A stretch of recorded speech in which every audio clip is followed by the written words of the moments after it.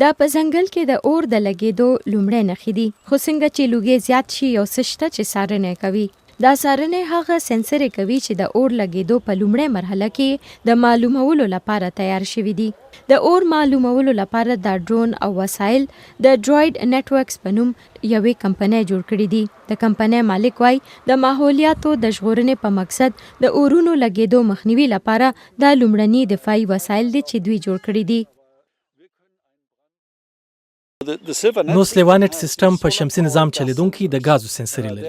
دا وړیا ورزانه دي او د فوټبال د میدان هومره د ځای ساتنه کولای شي چې د یو ځنګل یو ایکړ برخه جوړیږي. دا سنسري تر 10 کالو کار کوي. موږ یوازې لونی ځوړند کړو او دا د برېښنایي پزې په شان د اور بوی معلوموي. چې کله اور معلوم کړي نو موقعیت یې اور وژونکو ته ولېږي څو هغوی یې تر خپرېدو مخکې ژر مړ کړي.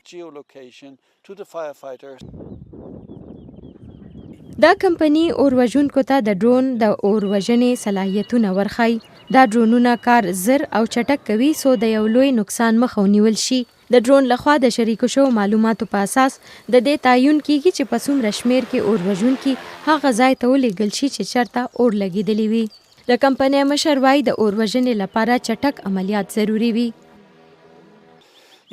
چې کله په ځنګلونو کې د اورونو لګېدو خبره کوو نو وخت پکې ډیر مهم وي ځکه چې ژر هر څه نشي کېدای. اقلیمي بدلون ته په کتو په ځنګلونو کې لګېدلي اورونه په زیاتېدو دي او ډیر زیات تاوان رسوي.